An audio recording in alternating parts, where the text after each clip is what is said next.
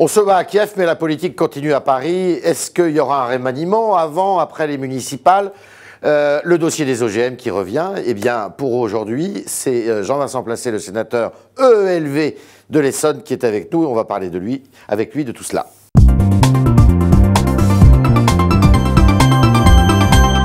Jean-Vincent Placé, bonjour. Bonjour Yves Tréhard. 3 questions pour commencer. Compte tenu des événements en Ukraine, demandez-vous le retrait des sportifs français de Sotchi? Tout sincèrement, ce qui se passe à Kiev, en Ukraine de façon générale, est dramatique. Après, je ne vois pas très bien en quoi ça résolverait un problème de retirer nos athlètes de cette compétition qui est déjà en cours. Par ailleurs, sur le plan politique, Laurent Fabius est sur place. Il me semble qu'il doit revenir, je crois, rapidement à Bruxelles. Et je souhaite que là, pour le coup, l'Union européenne prenne des résolutions fortes pour ramener le gouvernement ukrainien à la raison, qu'il y ait une table ronde avec l'opposition. Et il me semble aussi que, comme par exemple dans le dossier syrien, la question de la présence des Russes aussi est importante. Donc il faut discuter. Il faut discuter parce que ce n'est pas en prenant des gestes symboliques, y compris de ce type-là, que cela résoudra quoi que ce soit. D'accord. Alors on revient en France. Est-ce que l'État doit rester un actionnaire durable aux côtés des Chinois et de la famille Peugeot dans PSA? Moi, j'ai une position assez particulière sur ces questions-là, qui d'ailleurs m'est plutôt personnelle. On avait eu des réflexions au moment de la crise de Florange sur une question de nationalisation partielle. Donc la question des participations d'État, moi j'y suis favorable, notamment dans les secteurs stratégiques qui touchent directement à la souveraineté nationale. Par exemple, les dossiers d'armement, les dossiers de recherche. Là, on est dans l'automobile. Là, on est dans l'automobile. Historiquement, on était au capital de Renault après-guerre. On sait pourquoi, le général de Gaulle et pour la famille Renault pour des faits de collaboration. Et aujourd'hui, qu'on participe autour de table dans le capital même de Peugeot, je n'en vois pas trop le sens en réalité. Moi, alors, souvent, les gens me disent « Ah bon, mais pourtant, vous avez plutôt une image assez à gauche sur les questions économiques. » Mais moi, je suis de gauche sur les questions budgétaires, fiscales, le service public.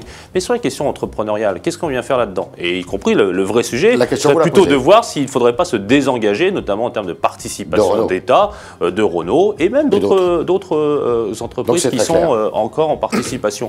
Et par ailleurs, la question Peugeot, c'est une question industrielle notamment liée au diesel. C'est-à-dire qu'on s'est fourvoyé dans une course au diesel depuis Peugeot une dizaine d'années, bien sûr, et qui ne se vend pas. Il faut savoir par exemple qu'au Japon, il n'y a pas une voiture diesel. Il n'y a plus une voiture diesel. Donc au-delà même de la question environnementale, la question du diesel et des choix stratégiques de Peugeot est à réétudier. Et je pense qu'en revanche, c'est très positif le partenariat avec Dongfeng. Vous êtes singulier dans vous êtes seul à avoir ce discours, chez les Verts Non, mais il est assez singulier parce que c'est vrai que les amis n'ont pas beaucoup sont plus interventionnistes. Sont plus interventionnistes et n'ont pas toujours d'ailleurs d'intérêt pour la question entrepreneuriale. Et moi, par exemple, ça m'intéresse. Et quand, y compris, et c'est un autre dossier, mais quand Renault avait investi à Tanger pour faire des voitures sur place, en tenant compte évidemment de la différence de coût du travail, ça c'est un vrai sujet. Moi, je pense que cette question de coproduction est extrêmement intéressante. Et ça, il ne faut pas rater cet enjeu-là aussi. D'accord. Croyez-vous aux vertus du pacte de responsabilité sur l'emploi? C'est quoi le pacte de responsabilité, Yves Tréhard? Je ne sais pas, vous pouvez me le dire peut-être? Eh bien non, parce qu'à l'heure à laquelle je parle, j'ai compris qu'il y avait des annonces de fait le 14 janvier sur la question de l'exonération des cotisations familiales. Moi, ça ne me choque pas, c'est même dans le programme des Verts. On n'était pas particulièrement pour que ce soit les entreprises qui payent la politique familiale. Alors, après, deuxième question, c'est maintenant qui va payer la politique familiale? Alors, on dit que ce sont les économies qui ont payé la politique familiale, mais elles sont où les économies? Où? Comment? Dès qu'on commence à lancer une piste sur, que je ne partage pas, sur les enseignants, sur d'autres sujets, ah non, on dit non, mais ça, on ne va pas y toucher. Vous savez, pour trouver des économies, il faut taper dans les gros budgets. Et les gros budgets, je vais vous dire, c'est l'armée et l'éducation nationale. Donc j'attends les réponses sur les économies. Et le deuxième élément, c'est les fameuses contreparties. J'ai été l'un des rares aussi à dire, mais il n'y en aura pas ou peu quand je vois le document du MEDEF sur les 25 engagements, c'est en gros, il s'engage à participer à des réunions, il s'engage à faire des efforts, et puis il s'engage à s'intéresser à la question à un moment de voir l'observatoire des engagements. Donc on sent bien qu'il y a un vrai problème. Et c'est pour cela que c'est ni miraculeux ni infamant, ce paille de responsabilité. Mais à l'heure à laquelle je parle, je suis incapable de vous dire ce qu'on en pense, parce que personne ne sait de ce qu'il y a dedans. Alors, on va écouter Gilles Carrez, qui était sur Europe 1 hier. Vous allez voir ce qu'il dit à propos de Claude Barthelone. Claude Barthelone, il est sympathique, il a beaucoup d'amis. Je m'interroge parce que je crois qu'il est assez dépensier. Alors, pourquoi je vous ai fait écouter Gilles Carrez? Parce qu'il y a une rumeur qui court dans Paris, comme quoi Claude Barthelone serait le prochain Premier ministre. Et avant les municipales. Vous y croyez? Moi, je suis pour le maintien du titulaire actuel. Je trouve que Jean-Marc Ayrault est un homme sincère, courageux, fait du bon boulot, solide, de conviction. Et dans le système institutionnel de la Ve République, il fait ce qu'il peut.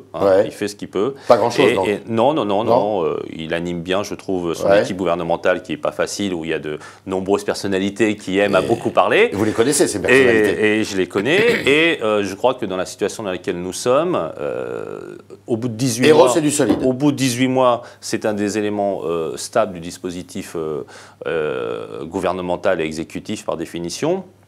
Et je pense que ça n'a strictement aucun sens dans l'année qui est là, même dans cette année-là, même après cette année électorale, et après les européennes, il faut le garder. Exactement. Moi, je suis. Il pourrait faire 5 ans. Par ailleurs.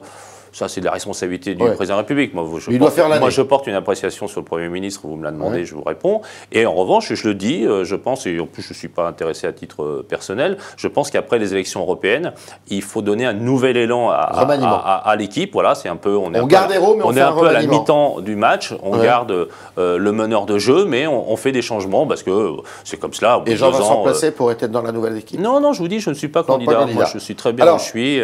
J'ai le grand honneur de présider un groupe parlementaire important. On fait vraiment du bon boulot. Par exemple, hier, j'étais avec Michel Sapin, le ministre de la formation professionnelle. On a une discussion assez serrée sur les questions des inspecteurs du travail. Et nous... Et qui on change alors? Eh bien ça, c'est... À Bercy, est-ce qu'on fait du ménage à Bercy? Je crois que le Moscovici, il est bien? Non, mais je ne veux pas porter de jugement à titre personnel sur les uns les autres, c'est pas mon rôle. Arnaud Montebourg, il est inutile. Donc lui, il dégage alors. Moi, je pense que le pôle économique et industriel a besoin de se revivifier, de se rénover. Donc voilà, ça veut dire, c'est-à-dire qu'on remplace Montebourg. C'est une question de résultat, c'est-à-dire qu'on a mis beaucoup l'accent sur des sujets fiscaux, des sujets budgétaires, des sujets économiques, des sujets industriels. La moindre des choses, sans être quand même exagérément critique et de pouvoir dire au bout de 2 ans que les résultats ne sont pas tout à fait au rendez-vous. Moi, je pense qu'il faut stabiliser l'équipe avec le meneur de jeu Jean-Marc Ayrault, et donc qu'il faut bouger, y compris d'ailleurs en les bougeant peut-être de portefeuille. Mais bon, je ne sais pas. Et la maison Bercy, c'est le maillon faible du gouvernement? Il n'y a pas beaucoup de résultats. On voit bien, par exemple, la réforme fiscale, et c'est une excellente initiative de Jean-Marc Ayrault qui doit être revisitée alors qu'elle aurait dû être faite dès le départ. On voit le peu d'impulsion sur la Banque publique d'investissement. Moi, j'ai rencontré Nicolas Dufourcq, qui fait ce qu'il peut. Et c'est vrai qu'il y a un manque d'impulsion politique de la Banque publique d'investissement. Mais elle est très bien, Madame Royal. Il faudrait qu'elle aille au gouvernement, elle. Moi, je pense que c'est quelqu'un qui... sous-utilisé. Qui a les capacités pour avoir, par exemple, un grand portefeuille type Borloo sur les questions écolo. Parce que je trouve, pour ma part, qu'on ne réussit pas assez à parler des questions d'écologie, et y compris dans sa dimension environnementale. C'est-à-dire les questions de l'eau, les questions des déchets, les questions des pollutions, de santé-environnement. Et ces sujets-là ne sont pas assez mis en valeur par le gouvernement. 2 sujets qui nous tordent les bras, vraiment, cette semaine. Montebourg, qui veut rouvrir le dossier des gaz de schiste. Oui, mais ça, c'est bon... vous avez des engagements J'y ai déjà répondu. Je sais, mais est-ce que vous avez des engagements dimanche dernier à Radio J. Et l'engagement du président de la République est très clair. Il l'a fait le 14 juillet 2013. Il a dit pas d'exploitation et pas d'exploration de gaz de schiste avec fracturation hydraulique. C'est pas qu'on y tient, c'est que c'est un engagement du président, c'est une loi votée sous la majorité précédente, c'est la politique constante de la France, si j'ose dire. Et donc, ça ne m'a pas échappé que de nombreux lobbies poussent quelques acteurs économiques et industriels. Oui, à gauche et à droite, hein, bien sûr, et auprès des cabinets ministériels, auprès de toute la technocratie. Non, je voulais dire, ils sont pro et anti, il y a les deux lobbies, il y a deux types de lobbies. Les moyens des lobbies pro ne sont pas tout à fait comparables aux moyens des anti. Mais pour revenir rapidement sur Arnaud Montebourg, c'est ça le sujet qui... Moi, j'ai rien contre la personne, mais on a un sujet avec le gaz de schiste, on a un sujet avec le nucléaire, on a un sujet avec la politique industrielle, voilà. Donc, moi, je vous le dis, il n'y a pas de résultat. C'est la famille Douane pour ça. Je ne sais pas si c'est la famille Douane, mais c'est l'ancienne candidate à l'élection présidentielle. Elle a du charisme et de l'autorité. Et j'ai cru comprendre qu'elle était disponible. Mais je le répète, tout ça, c'est le propre du président de la République. Ce à quoi moi je suis attaché, c'est lever les spéculations sur la question de titulaire de Matignon. Jean-Marc Ayrault fait bien son travail et je pense que c'est mieux qu'il reste. Alors, il y a un deuxième sujet qui a surgi cette semaine à la faveur d'un vote au Sénat sur les OGM. Oui. La proposition de loi donc, qui interdisait les OGM après des dispositions, parce que les OGM sont interdits en France, au titre d'un arrêté de 2011. Ouais. Donc là, c'était une proposition de loi qui a été cassée. Qui a été cassée. Et donc, il y a une proposition de loi qui allait dans le sens, justement, de l'interdiction, qui a été retoquée. Tout à fait. Qu'est-ce que doit faire le gouvernement ? Bien, le gouvernement, je crois, a redéposé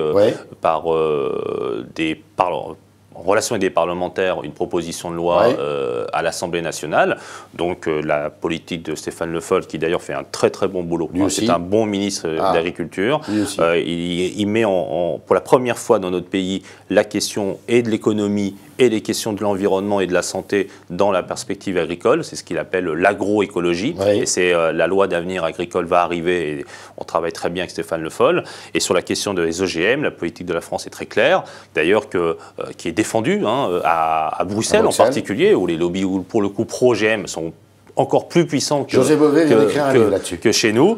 Et sur ce dossier-là, le gouvernement est clair, je m'en réjouis, et je déplore que quelques voix de centre-gauche... Vous n'êtes pas inquiet non. Sur l'avenir, d'accord.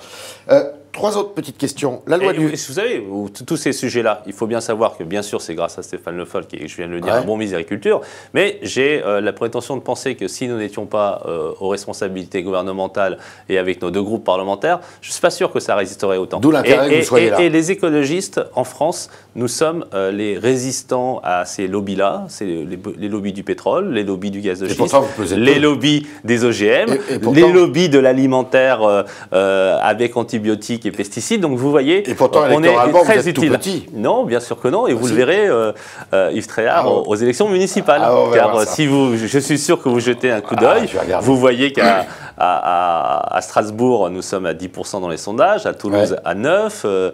Ça, c'est pour les élections européennes. Ça. Ah non, municipales. Aux élections européennes, le dernier sondage est sorti avec malheureusement le Front National à 20, le PS à 18 et nous à 9. Et vous verrez que c'est ça la réalité du poids des écologistes dans les suffrages. Trois petites questions, Jean-Vincent Placé. Vous n'êtes pas un peu déçu par la loi sur l'immobilier qui a été adoptée par le Sénat, la loi Duflot, qui a été un peu vidée de son sens, de ces mesures fortes, on va dire? C'est parce que certains habitués de quelques prébendes immobiliers venant plutôt des promoteurs disent... Oui, mais justement, vous vouliez un peu aller contre Non, on veut aller contre personne. Nous, on veut essayer... La garantie universelle des loyers, alors? C'est une bonne chose. Elle est facultative, maintenant? Elle est facultative. Donc elle ne marchera pas? Non, c'est exactement le contraire. On a eu, Cécile Duflot, l'intelligence d'écouter la profession, y compris les assureurs. Elle a beaucoup écouté.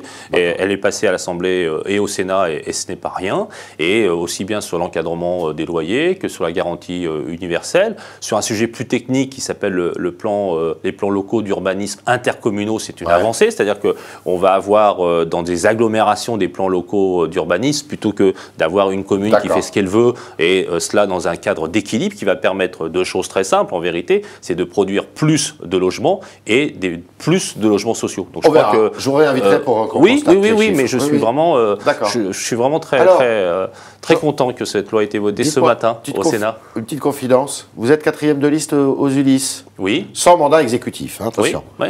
Qu'est-ce que ça vous apporte, ça? Ça m'apporte ce que nous disons d'ailleurs, nous les écologistes, parce que nous ne sommes pas pour le mandat unique. Nous sommes pour que les parlementaires puissent avoir un mandat municipal, pas exécutif, ce qui fait que déjà, dans nos statuts, nous anticipons la loi qui vient d'être votée et qui sera effective pour 2017. Sur une liste conduite par une socialiste, on est d'accord. Oui, tout à fait, ça se passe bien. Très bien, c'est une jeune femme issue d'ailleurs de la diversité qui a 39 ans, je ne sais pas si c'est bien de dire l'âge des femmes, mais bon voilà, qui est une jeune femme remarquable qui d'ailleurs intègre bien les questions sociales et écologiques et démocratiques, et c'est en ce sens-là que ça me fait très plaisir d'être sur cette liste dans ma commune des Ulysses. Vous voyez, je fais un petit peu de pub dans la campagne. Vous allez devenir un baron de l'Essonne. Je crois qu'il y a quand même déjà beaucoup de monde pour ça dans l'Essonne. D'accord. Département de Manuel Valls, de François Lamy, de Julien Drey, de Thierry Mandon, de Jérôme Gage, et encore un peu Jean-Luc Mélenchon qui traîne. Donc bon, je suis un tout petit, moi. Hein. Il y a un sondage, est-ce que vous avez été surpris par ce sondage? 57% des Français contre des accords au municipal entre le PS et les Verts. C'est pas vraiment ça le sondage. Je pense que c'est... de mémoire, parce que c'est un sondage il y a 2 semaines que vous avez réexhumé, Yves Tréhard. Je crois que c'était 57% qui ne souhaitaient pas, même d'accord général, municipal, d'accord général. Et vous regarderez le sondage plus finement, mais je suis sûr que vous n'avez pas manqué de le faire, et vous constaterez qu'en revanche, les socialistes et les écologistes sont eux très très favorables à ces accords-là. Et les Français dont vous parlez, ce sont les Français de droite. Et je vous propose d'interroger par exemple les Français de gauche, à savoir ce qu'ils pensent des accords entre l'UMP et l'UDI. Et vous aurez, je pense, à peu près le même sondage. Je vous remercie Yves Tréhard d'avoir essayé de me poser cette passionnante question. C'était le talk de Jean-Vincent Placé, avec qui on ne s'ennuie évidemment jamais, qui nous a dit plusieurs choses. Un héros, excellent Premier ministre, il doit faire l'année, il est hors de question de parler de remaniement. Un bon point, Stéphane Le Foll, qui est un excellent ministre de l'Agriculture. Et ce qui serait pas mal, eh bien que dans un grand ministère de l'écologie, une femme comme Ségolène Royal puisse donner toute la puissance de son savoir-faire et de sa valeur. Quant à monsieur Montebourg, eh bien c'est un des points faibles, non pas Montebourg, mais Bercy, c'est un des points faibles du gouvernement. Merci Jean-Vincent Placé.